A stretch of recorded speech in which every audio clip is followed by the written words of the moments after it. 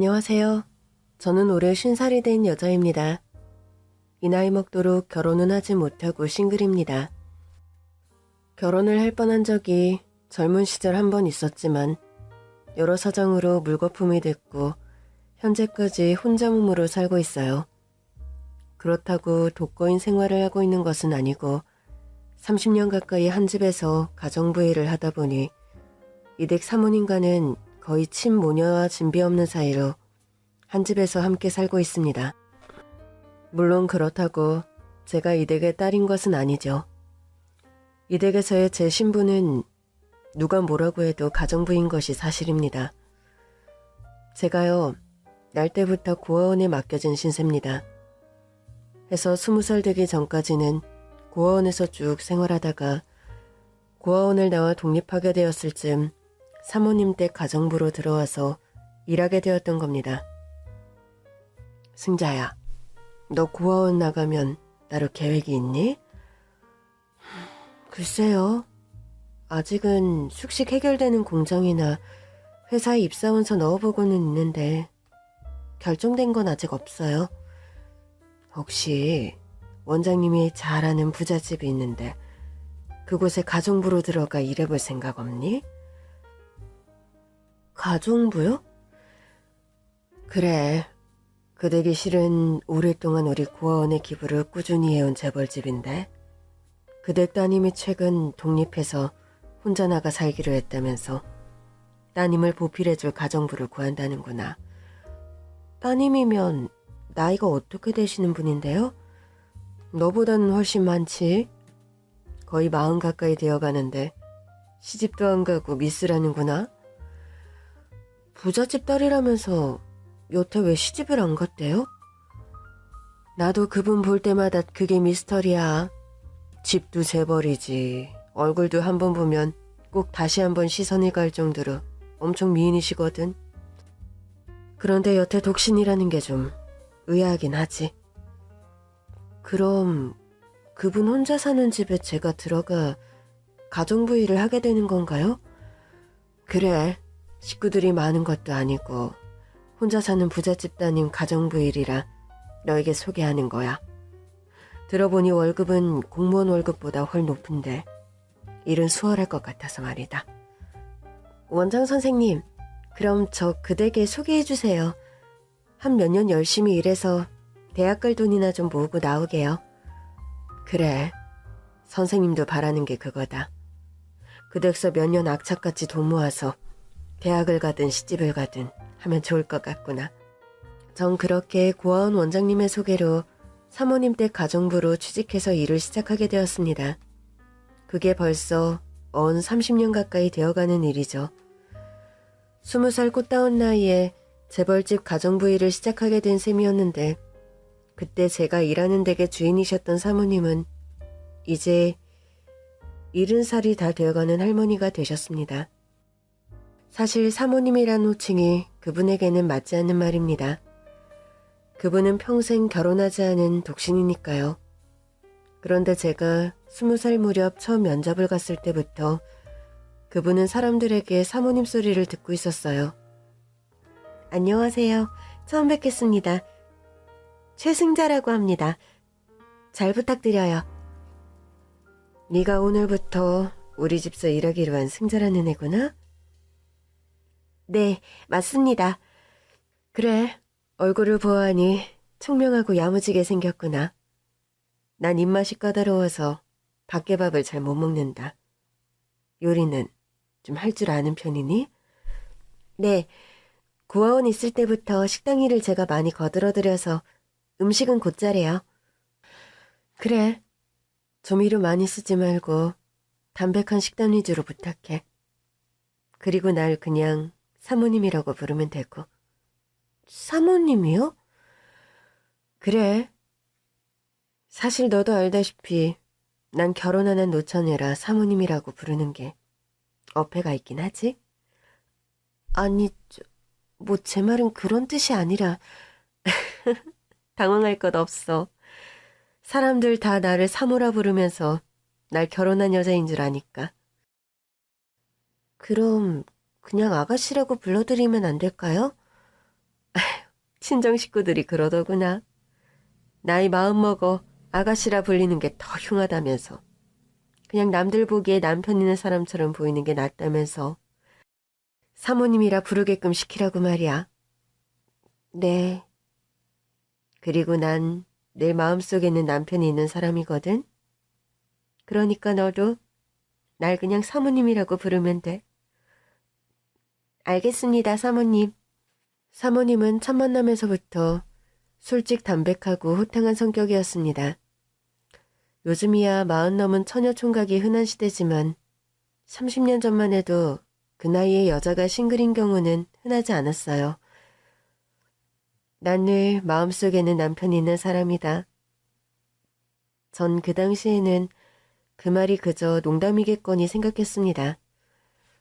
노처녀로 늙어가는 본인의 처지를 농담 삼아 불어 밝게 얘기하는 것인 줄만 알았는데 사모님의 그 말이 농담도 거짓말도 아닌 사무친 진실이라는 걸 아는 데에는 30년이란 긴 세월이 걸렸죠.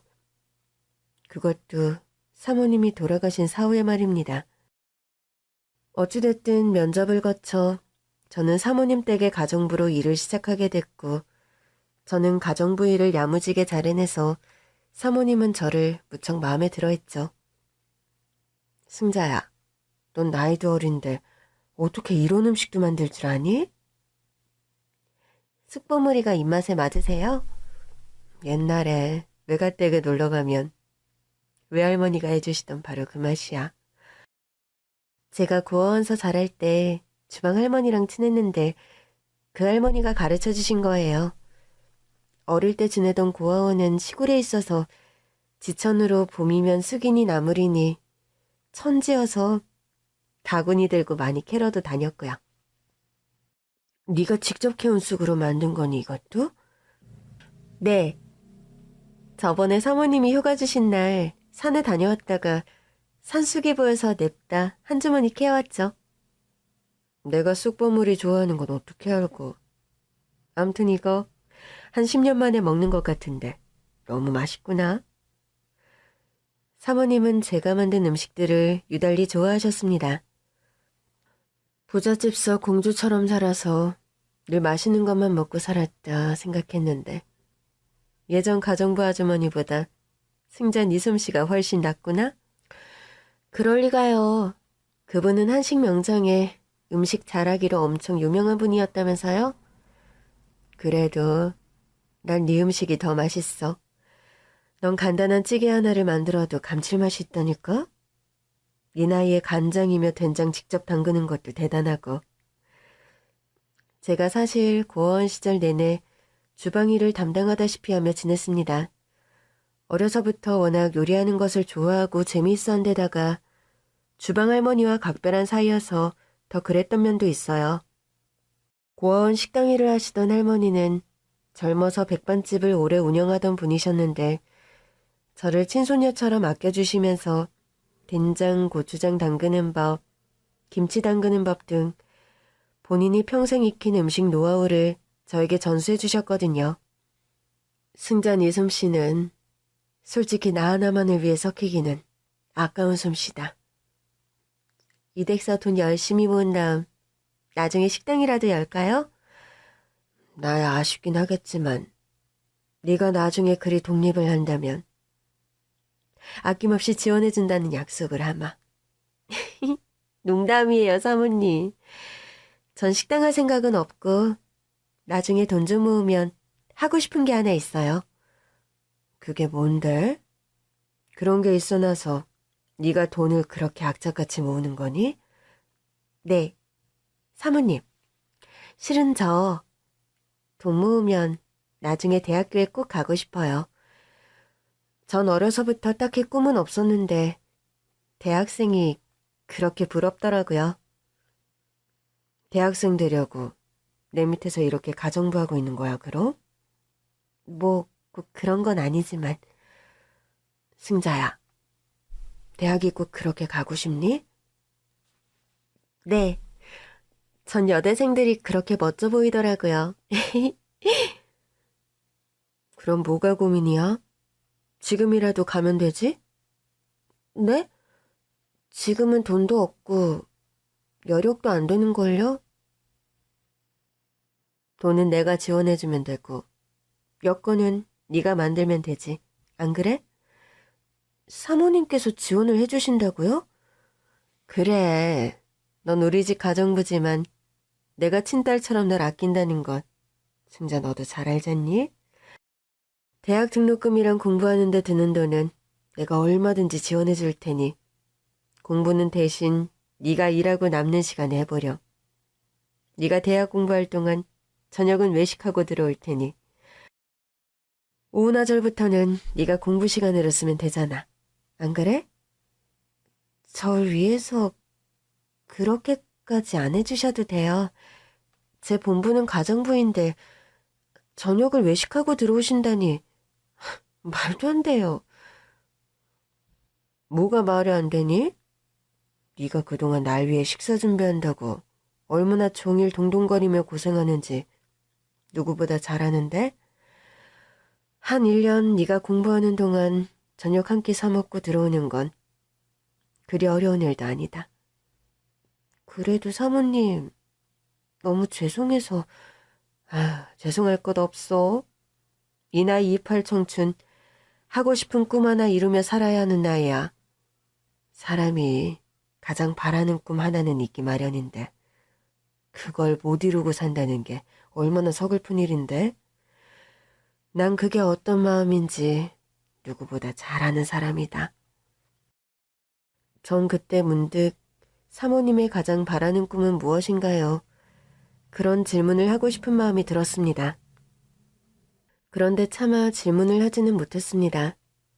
아무리 저를 친딸처럼 잘 대해주시는 사모님이었지만 저는 그분 밑에서 일하는 가정부라는 위치였고 나이 차도 많이 나서 제가 감히 그런 질문을 한다는 게 그때는 뭔가 좀 버릇없게 느껴졌거든요. 사모님, 덕분에 저 땡땡대학 국문과에 합격했어요. 축하한다, 승자야.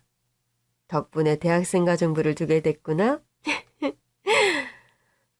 저 입시 공부하게 배려해 주시고 등록금까지 지원해 주셔서 너무 감사드려요. 이 은혜 절대 잊지 않겠습니다, 사모님. 뭐 그렇게까지 생각할 건 없어. 네가 꿈을 이뤄서 나도 기쁘구나. 사모님은 제가 대학에 입학하고 나서도 학교 생활을 잘할 수 있게 여러 면에서 배려를 많이 해주셨습니다. 그런 사모님의 감사함에 보답하기 위해서 저는 학교 생활을 하면서도 사모님 댁 가정부 일을 소홀히 하지 않았죠. 승자야, 학교 다니면서 우리 집이라는 거 힘들지 않아? 전혀 힘든 거 없어요. 제가 계획보다도 빨리 대학생이 됐는데 둘 다 열심히 해야 하는 게 맞는 일이죠. 요즘 너 사는 거 보면 하루 24시간 빈 시간이 없어 보여서 좀 미안해서 그러지. 사모님, 저는 젊어서 잠 좀 줄이고 바지런히 사는 거 괜찮아요. 한 몇 년 돈 모아야 겨우 갈까 말까한 대학을 이렇게 빨리 다니게 돼서 얼마나 감사하고 기쁜데요. 네가 그렇게 생각하면 다행이고. 암튼 승자 너는 천성이 참 악착 같구나. 사모님 말씀 맞다나 전 정말 악착같이 생활했습니다. 대학교 다니며 부잣집 가정부 노릇한다는 게 솔직히 쉬운 일은 아니었거든요. 저는 대학교를 다닐 때 새벽 4시면 어김없이 기상해서 아침 식사와 사모님이 드실 점심 반찬까지 다 차려놓은 후에 등교를 했습니다. 웬만하면 오후 나절에 학교 생활을 마치고 집에 돌아와서 청소도 하고 저녁도 차리고 가정부 일에 무리가 없도록 최대한 학교 생활을 조절하는 편이었죠. 하루 일과가 그렇게 끝나면 밤늦도록 또 학과 공부를 하고 또다시 새벽이 되면 일찍 일어나 식사 준비를 하고 그런 생활이 저의 일과였습니다. 승자야, 너 대학생도 됐는데 미팅 같은 것도 안 해? 네? 제가 뭐 미팅하려고 대학 갔나요? 그건 아니지만 한창 예쁠 나이인데 연애도 하고 그래야지. 왜? 같은 학교 다니는 남학생들 중에 마음에 드는 남학생은 없어? 아직은 없어요, 사모님. 이따 해도 제 주제에 무슨. 대부분 멀쩡한 집 아들내미들이라 저 거들떠도 안 볼걸요? 그런 말이 어딨니? 승잔이가 부모 덕이 없어 고아원서 자란 것 빼고 뭐 부족한 게 있다고. 사모님은 그렇게 말씀하셨지만 솔직히 부모 덕 없어 고아원서 자란 배경은 커다란 약점이자 흠이 되는 게 사실이었습니다. 머릿속으로 그런 조건 따위 필요 없이 날 사랑해주는 남자가 있을 거다는 생각과는 달리 현실은 냉정한 게 사실이었으니까요. 사모님께 말씀은 안 드렸지만 전 사실 대학교에 가서 미팅을 몇 번 했습니다. 그중에 잘생긴 치대생 남학생이 한 명 있었어요. 성품도 온화하고 말도 잘 통해서 거의 사귀는 단계까지 갔었죠. 그런데 어느 날 영화관 데이트를 하고 나오는 길에 남학생이 묻는 겁니다. 승자, 넌 부모님이 무슨 일을 하시니? 우리 부모님? 갑자기 그건 왜? 다름이 아니라 내가 너랑 진지한 만남을 가져볼까 하는데 솔직히 난 장난식의 연애는 하기 싫거든. 그게 무슨 말이야? 너와 결혼을 전제로 만나고 싶다는 말이야. 네가 명문여대 국문과 학생이라는 거 말곤 너에 관해 아는 게 없어서. 나에 관해 뭐가 더 궁금한데? 솔직히 까놓고 말할게. 난 결혼은 비슷한 집안끼리 하는 게 제일 행복하게 사는 지름길이라는 주의야. 우리 부모님은 두 분 다 의사시거든. 너희 부모님은 어떤 일을 하시니? 아, 그래? 그런 생각이라면 뭐 미리 나에 관해 오픈 못한 게 미안하구나. 난 부모님이 없어. 부모님이 없다고? 그럼 승자 네가 고아란 말이니? 응. 날 때부터 고아원에 맡겨져서 자랐고 고아원 나와서는 부잣집서 가정부로 일했어. 지금도 그 댁에서 가정부로 일하고 있고. 네가 그럼 대학 다니는 가정부란 말이니? 응. 좀 흔한 케이스는 아니지? 그런데 그게 사실이야. 내가 일하는 댁 사모님이 좋은 분이라 내가 대학 다닐 수 있게 배려해 주신 거야. 그렇구나. 네가 뭔가 사연이 있어 보이는 얼굴이라곤 생각했는데 이 정도일 줄은 몰랐다. 이 정도? 그건 아마 네가 생각하는 결혼 배우자의 조건이 아니란 뜻이니? 그렇게 바로 꼬집어서 말할 필요는 없는데. 암튼 승자야, 그래도 솔직하게 모든 걸 다 말해줘서 고맙다. 아니야. 우리가 뭔가 관계가 심각해지기 전에 네가 입장을 분명하게 말해줘서 내가 고맙네. 그 남학생과는 그 후로 연락을 서로 하지 않았고 시작될 뻔했던 저의 연애는 그렇게 막을 내렸어요. 전 그런 얘기를 마음에만 품고 있다가 어느 날 사모님과 둘이서 우연히 소주를 마시다 저도 모르게 풀어놓게 되었죠. 뭐? 사내 자식이 겨우 그딴 이유로 승잔을 찾단 말이니? 뭐 시작도 안 했는데 차인 건 아니고요, 사모님. 집어치워라 그런 놈은. 치대생? 치대생이면 다야? 승잔이가 어디가 모자라다고 감히 그런 망발을 씹으리다니. 그놈 이름이 뭐야? 내가 내일 당장 찾아가서. 사모님, 간두세요. 어차피 그 녀석 제 타입도 아니었거든요. 그래, 승자야. 너 싫다는 놈 붙잡아봐야 남는 거 하나 없다. 차라리 너만 좋다는 채대생이 훨씬 낫지. 사모님, 이 와중에 갑자기 웬 채대생 타령이세요? 치대생 하니까 갑자기 튀어나왔다. 채대생 애들이 몸도 건강하고 착실하잖니. 왜? 암튼 사모님, 엉뚱하고 웃기세요. 아, 갑자기 술 깼네요. 승자야, 남자는 조건도 외모도 다 중요치 않다. 가장 중요한 건 세상에서 널 제일 예쁘게 바라보는 눈빛. 너만 좋다는 일편단심. 그게 최고야. 그런 남자를 만나 네가 행복했으면 좋겠어. 사모님, 근데 그런 남자가 있을까 싶네요. 내 팔자에. 그래도 네가 나보단 나은 팔자일 거다. 나처럼 평생 해바라기 하는 팔자도 있는데. 취한다. 사모님은 술에 취하거나 가끔 습관적인 우울증이 도지곤 할 때 그런 말을 자주 하셨습니다. 나는 평생 해바라기 하는 팔자다. 어렸던 저는 그때 그게 무슨 말이지? 하는 궁금증이 일곤 했었죠. 해바라기 하는 팔자라뇨. 사모님, 누구 평생 기다리는 남자분이라도 계세요? 그래서 혹시 이렇게 결혼도 안 하고 평생 혼자 사시는 거예요? 에휴, 승자 네가 나를 놀리니? 해바라기는 눈에 보이는 해를 향해 자라니 덜 해롭지. 내가 기다리는 사람은 평생 보기도 힘든 사람인걸? 그런 사람을 뭐하러 기다려요, 사모님. 사모님처럼 고운 분이 너무 아까워요, 그건. 그러게, 나도 내 인생이 내가 너무 아깝다.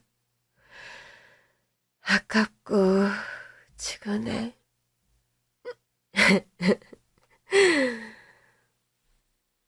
가끔 술 기운에 본인의 팔자 타령을 하며 눈시울을 붉히곤 하는 사모님이셨습니다.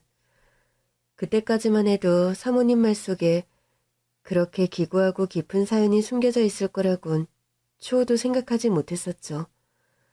그저 젊은 시절 어긋난 연애의 한 토막을 기억 속에서 끄집어내 술 기운에 두서없이 풀어놓는 것이 아닌가 그런 짐작만 했을 뿐입니다.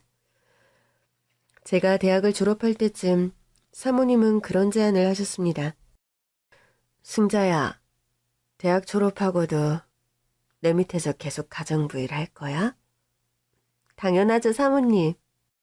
사모님 덕분에 대학도 졸업했는데 제가 앞으로 더 열심히 모실게요. 승자야, 넌 이제 더 이상 가정부라고만 말하기엔 너무 큰 그릇이 됐다.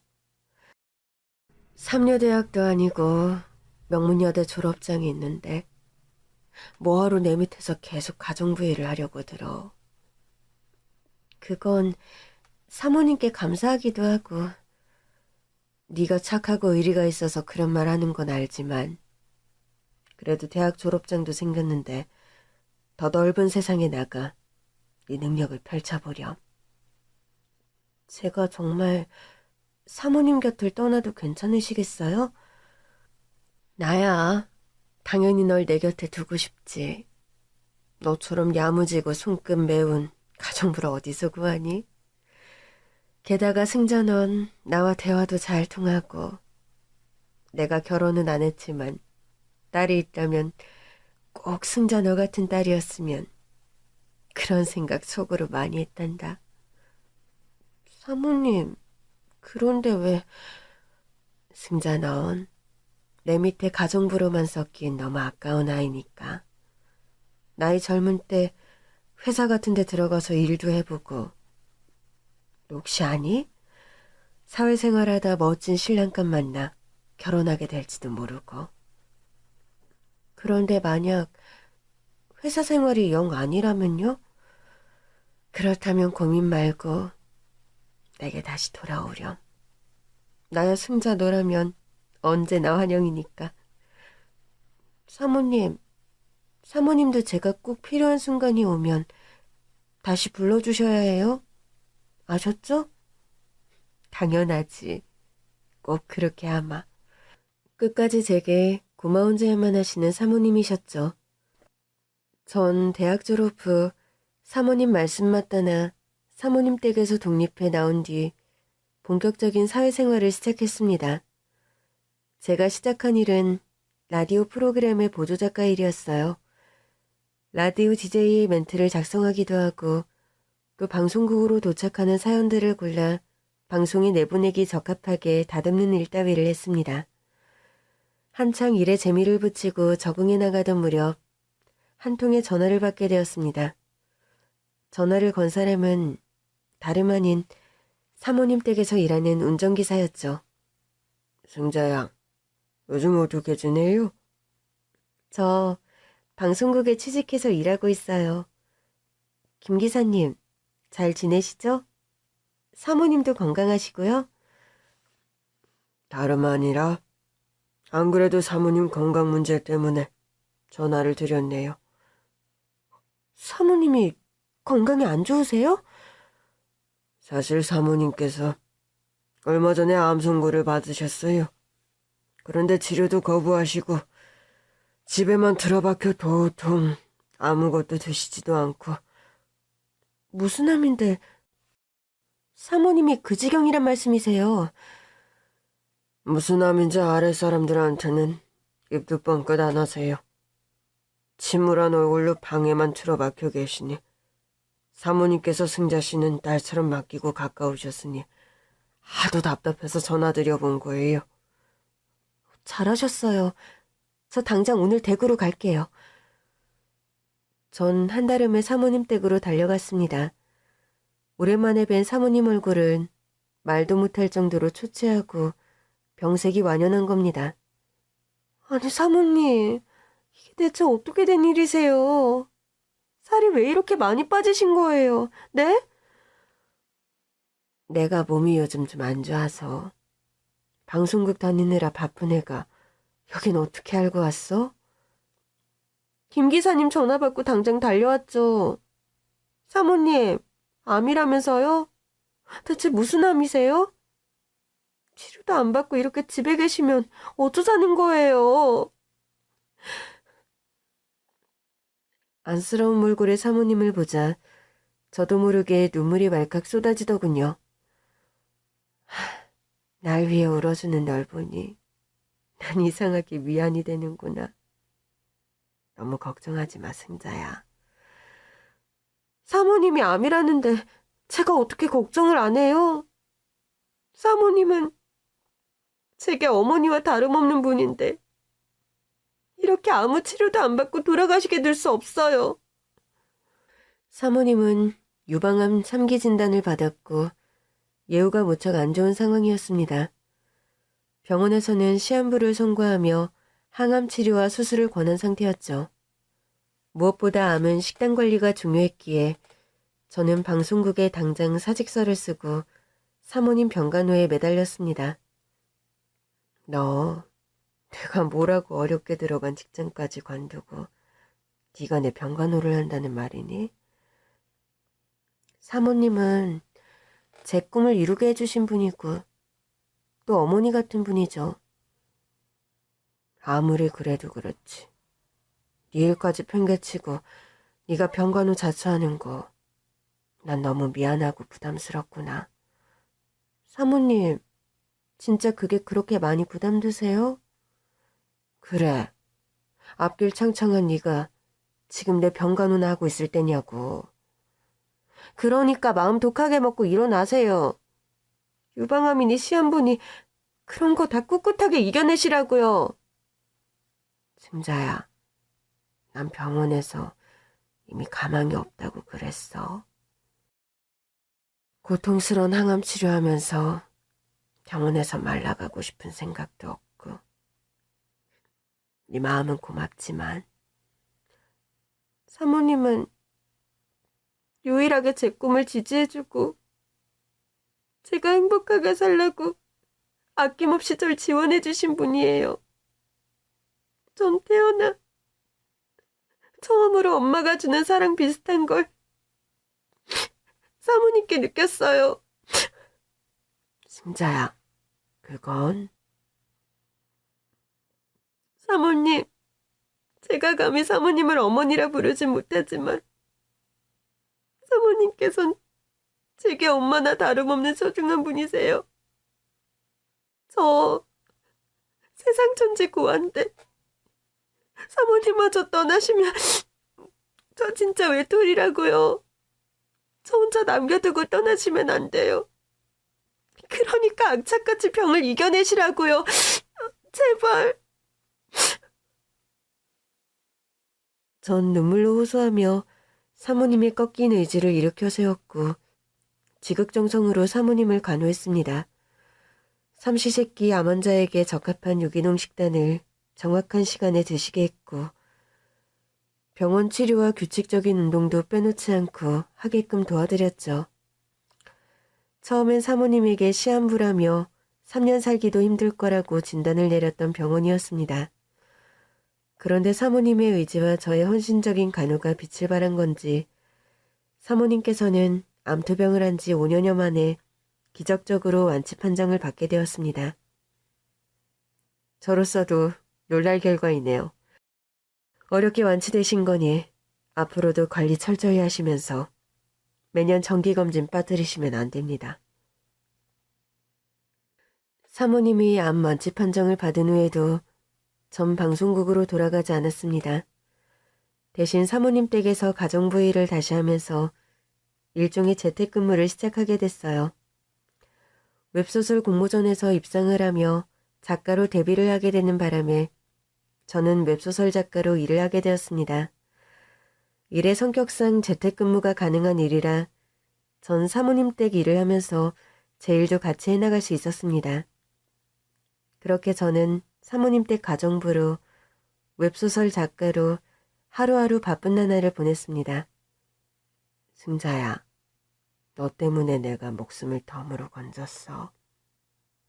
고맙다. 사는 게 지치고 재미없어서 다 관두고 싶었는데 너로 인해 건강도 다시 찾고 사는 재미도 찾았구나. 제 곁에서 부디 오래오래 살아계셔 주세요, 사모님.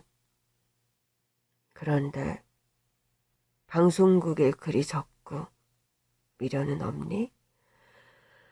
난 그것만 생각하면 여태 마음이 무겁구나. 방송일도 나름 재밌었지만 전 제가 글을 쓸 수 있는 지금이 더 좋아요, 사모님.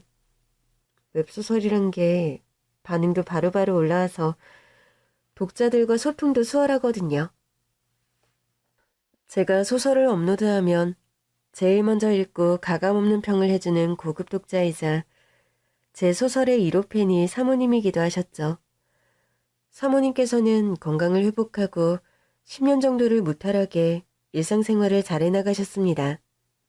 그런데 몇 년 전부터 건강이 급격히 다시 악화됐고 결국 병원에서도 모든 치료를 포기하고 집으로 돌아와 생애 마지막 며칠을 보내게 되었습니다. 30년간 가정부로 일한 나를 친딸처럼 대해준 재벌집 사모님께서 세상을 떠나기 며칠 전 마치 자신의 죽음을 예견이라도 한 듯이 제게 그런 말씀을 하시는 겁니다. 승자야, 내가 비밀이 있는데 나 죽거든. 어떤 남자한테서 연락이 갈 거야. 사모님, 왜 그런 말씀을 하시고 그래요? 그냥 승자 너한테는 그 말을 해줘야 할 것 같아서 그 남자가 찾아오면 따뜻한 밥 한 끼에서 대접하고 보내렴. 알겠어요, 사모님. 전 영문을 좀 알 수 없었지만 일단 알겠다고 말씀드렸습니다. 뭔가 토를 달거나 자세한 사정을 묻기에 사모님의 상태는 너무 위독했어요. 사모님은 제게 그런 말씀을 남기고 며칠 후 하늘나라로 떠나셨습니다. 30년 넘게 사모님 댁 가정부로 일한 데다 저와 각별한 사모님이셨기에 사모님의 죽음을 받아들이기 힘들고 상실감이 무척 큰 게 사실이었죠. 사모님의 장례식이 끝나고 전 사모님도 없는 대저택에 홀로 남아 사모님의 유품 정리를 하고 있었습니다. 유품 정리를 마치고 대저택을 떠나려고 제 짐을 막 싸고 있는데 현관벨이 울렸습니다. 밖으로 나가보니 검은 양복을 차려입은 훤칠한 키의 노신사가 서 있더군요. 순간 저는 사모님이 돌아가시기 전에 제게 남긴 말씀이 떠오르더군요. 승자야, 내가 비밀이 있는데 나 죽거든 어떤 남자한테서 연락이 갈 거야. 전 이상한 예감에 일단 대문을 열고 그 노신사를 맞았습니다. 여기가 박화란 씨 댁 맞습니까? 박화란 씨는 저희 돌아가신 사모님이신데 누구신지요? 화란이가 죽었다는 게 사실입니까? 네, 돌아가셔서 장례식이 끝난 지 얼마 안 되는 참입니다. 전 이 댁에서 30년 넘게 일하던 가정부고 사모님과는 무척 각별한 사이였어요. 안 그래도 사모님께서 사모님 사후에 남자분 한 명이 연락이 올 거란 말씀을 하셨는데 젊었을 적 수려한 미남자였을 것이 분명한 노신사였습니다. 나이가 들어 주름이 진 얼굴이지만 입체적이고 화려한 이목구비와 하얀 피부가 눈에 띄는 외양이었습니다. 노신사는 잘생긴 얼굴 가득 슬픔과 황망함을 억누른 채 떨리는 목소리로 말을 이어가더군요. 죄송하지만 대관으로 들어가 집 구경을 좀 할 수 있을까요? 전 박하란 씨와 예전에 아주 가깝던 사이인데 화란이의 유품 정리를 제가 좀 도와드리고 싶군요. 전 순간 사모님께서 남자가 찾아오면 따뜻한 밥 한 끼 대접하고 보내라던 말이 불현듯 떠올랐습니다. 직감적으로 두 분 사이가 예사관계가 아니라는 느낌을 받았죠. 전 노신사를 안으로 들였고 노신사는 집 안으로 들어와 집안 곳곳을 살펴보더군요. 화란이가 떠나고 겨우 살던 집에 흔적이나 보게 되다니. 집 구경을 하던 노신사는 갑자기 거실 바닥에 주저앉아 오해를 터뜨리는 겁니다. 화란아, 내가 미안해. 내가 너무 늦어서 미안하다, 화란아. 하얀 백발의 노신사가 어깨를 들썩이며 사무치게 우는 모습은 처연한 데가 있었고 전 한동안 아무 말도 못하고 그런 노신사를 바라볼 수밖에 없더군요. 저 실은 사모님께서 신사분이 찾아오면 밥을 한 끼 대접하라 부탁하셨는데 괜찮으시면 저랑 같이 식사하시겠어요? 노신사는 대답 대신 울면서 고개를 작게 끄덕거렸습니다. 전 그 노신사에게 생전 사모님께서 좋아하시던 반찬들 위주로 저녁상을 차려드렸고 겸상해서 함께 식사를 마쳤습니다. 식사를 조금 하다 수저를 놓은 노신사가 말을 하더군요. 화란이와 저는 한때 열렬히 사랑하는 사이였습니다. 사모님과요? 네, 결혼을 약속하고 미래를 함께하기로 했는데 저와 화란이 사이에는 허락되지 않은 일이었죠. 노신사에게 듣게 된 사모님의 과거 이야기는 너무나 기구하고 비극적이어서 말문이 막히고 가슴이 철렁 내려앉을 정도의 사연이더군요. 화란이를 처음 만난 건 대학 캠퍼스에서였어요.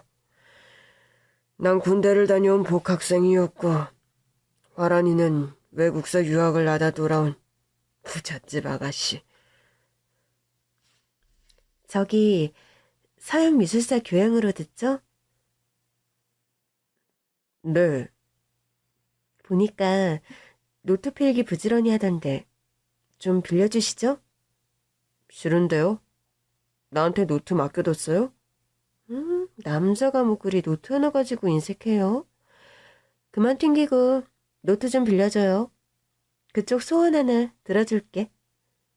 내 소원이 뭔 줄이나 알고? 뭔데요? 다 들어준다니까? 나랑 사귈래? 그게 내 소원인데. 갑자기 말은 왜 놔? 소원 말하라고 했지. 말 놓으라고 했어? 말은 너도 놓고 있잖아. 어때? 소원 들어줄 거야, 말 거야? 너 진짜 어이없다. 내가 꼴랑이 교양노트 필기한 거네. 훌렁 넘어갈 여자로 보이니? 젊은 사모님과 노신사는 대학 시절 교양 강의를 들으며 만났고 필기노트를 빌려주는 계기로 연인이 되었다고 합니다. 난 화란이를 처음 본 순간부터 사랑했어. 언제면 말을 걸까? 항상 기회를 살피다 잘 안 됐는데 그런 부탁을 해오니까 난 넙죽 미끼를 던졌던 거지. 사모님과 노신사는 불같은 연애를 했다고 합니다. 만난 지 한 달도 채 안 되어서 둘은 결혼을 약속하고 미래를 함께하기로 했다고요. 살면서 이런 확신은 처음 느껴봐. 성민 씨는 내 운명의 상대가 확실한 것 같아. 아라나, 우리 졸업하기 전에 결혼할까?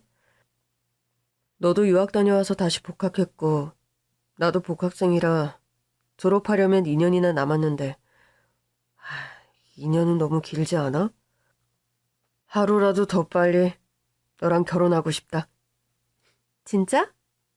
근데 나 벌써 결혼한다고 하면 우리 아버지 기절하실지도 모르는데? 그럼 2년씩이나 나한테 기다리라는 거니? 난 더 이상 너랑 데이트하고 따로 집에 들어가는 거 그만하고 싶다. 노신사의 끈질긴 구애에 사모님은 결혼 허락을 받기 위해 각자 집에 인사를 갔다고 합니다.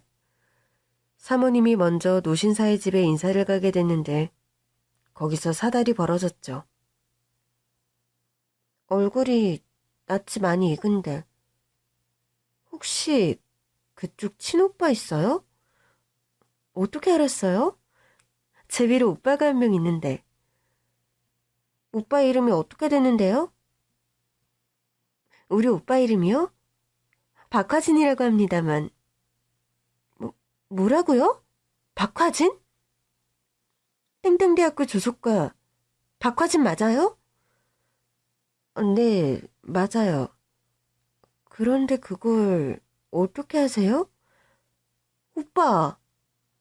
오빠 여자친구가 세랑기업 딸내미인 거 모르고 만났어? 화란아, 네가 세란기업 딸이었니? 응, 어차피 말하려고 했는데 아직 말 못해서 미안해. 오빠, 이거 절대 안 되는 결혼이라는 거 잘 알지? 우리 언니 잡아먹은 놈 집안의 딸내미와 결혼하겠다는 건 아니지? 아니, 대체 그게 무슨 말이에요? 세랑기업 딸내미를 결혼할 여자감으로 데려왔단 말이냐? 성민이 너 대체 정신이 온전히 박힌 놈 맞아? 어머니, 전 화란이가 그 집 딸이라는 건 추호도 모르고 있었어요.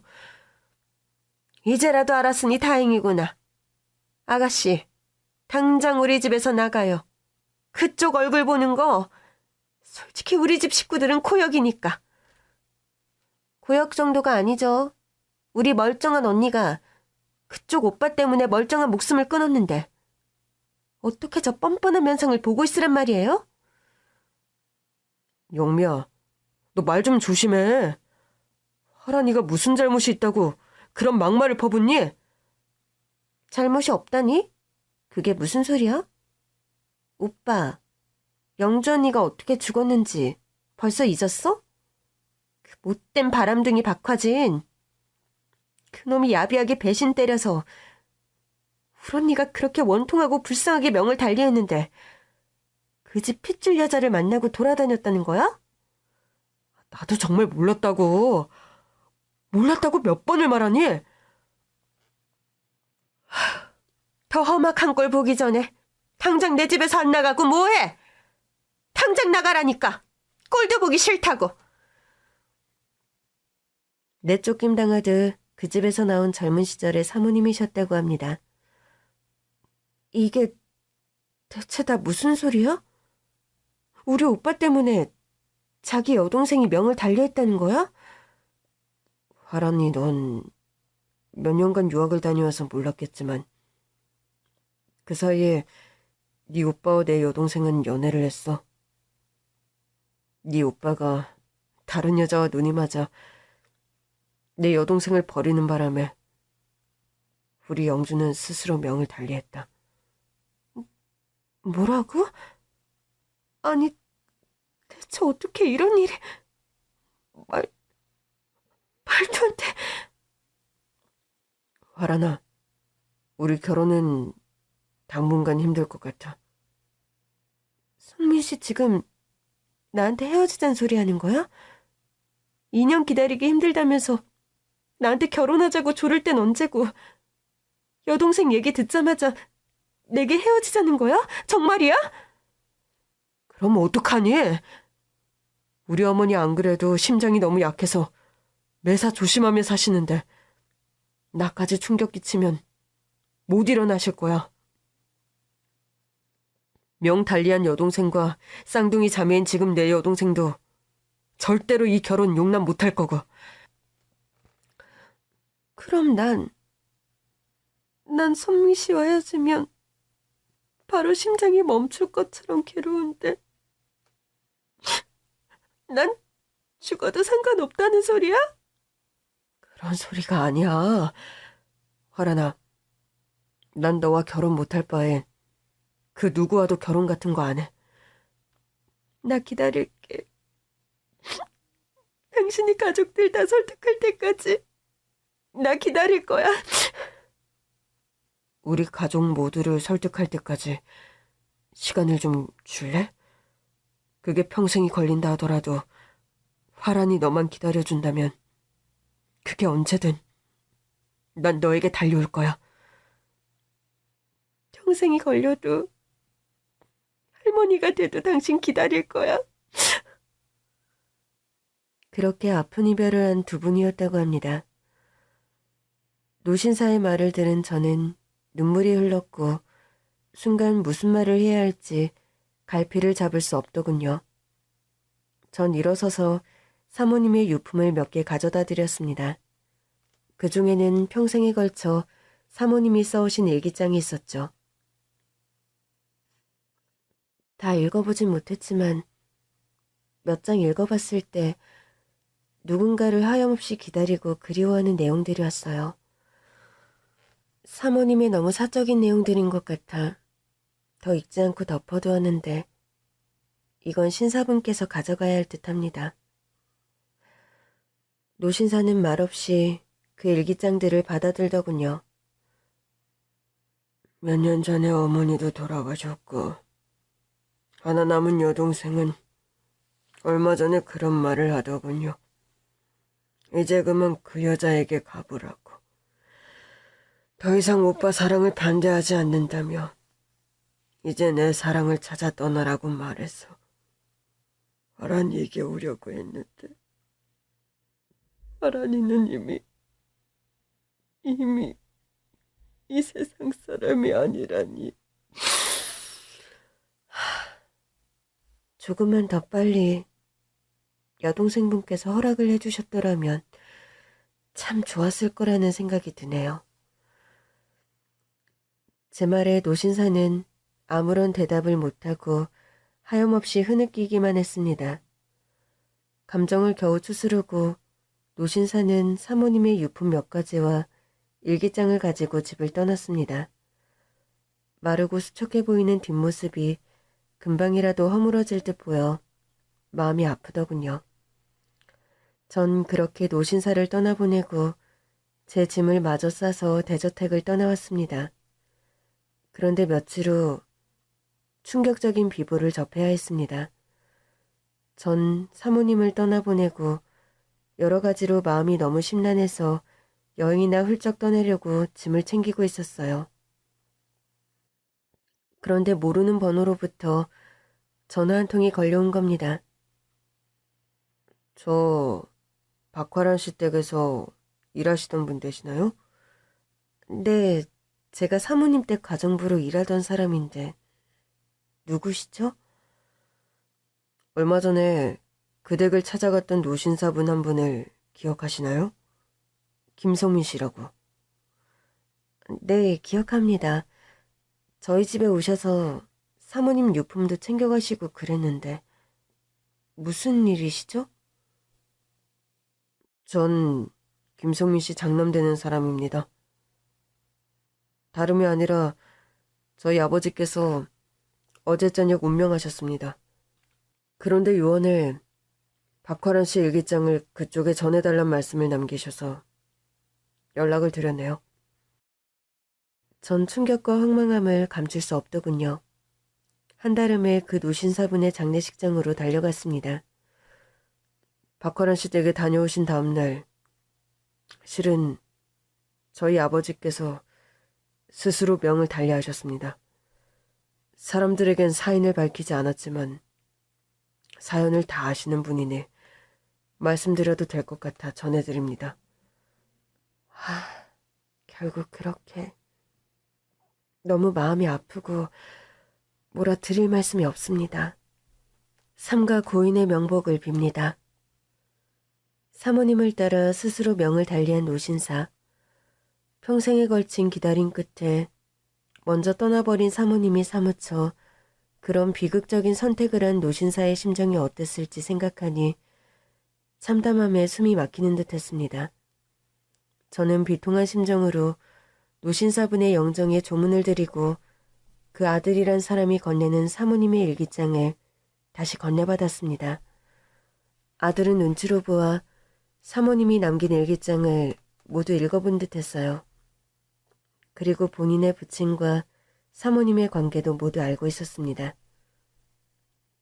저희 아버지는 평생 박화란 씨라는 여자분을 잊지 못해 가정도 버린 분입니다. 저는 아버지의 아들이지만 제가 5살도 되기 전에 아버지가 집을 떠나는 바람에 아버지 얼굴을 거의 못 보고 자랐어요.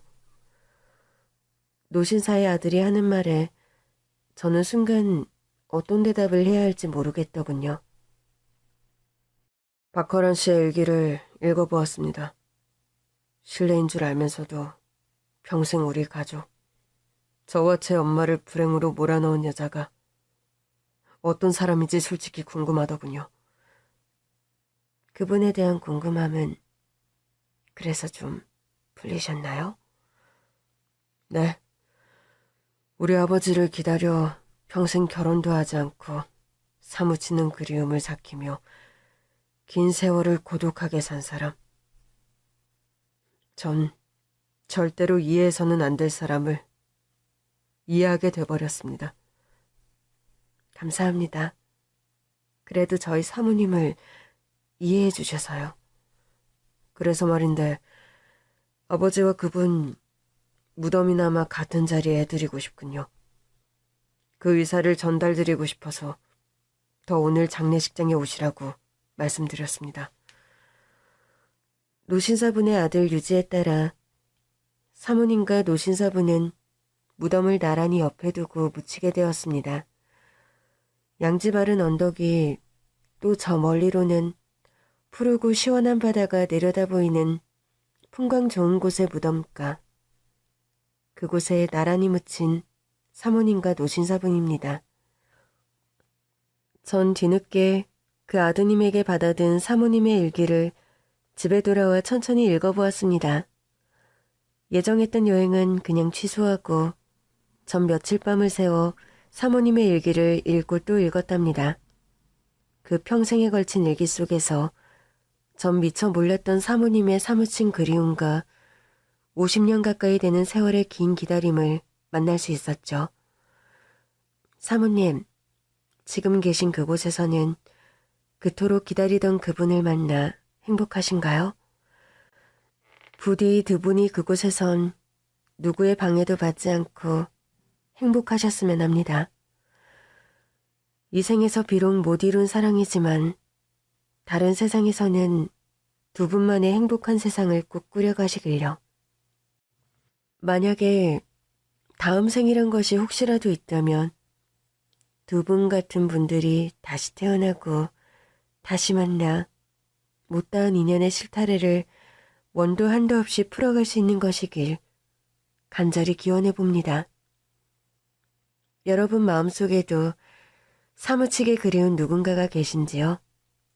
만약 그런 분이 있다면 오늘 밤 꿈속에서는 그리운 그분과 재회하는 행복한 꿈이 여러분 곁을 찾아왔으면 합니다. 긴 얘기 들어주셔서 정말 감사합니다.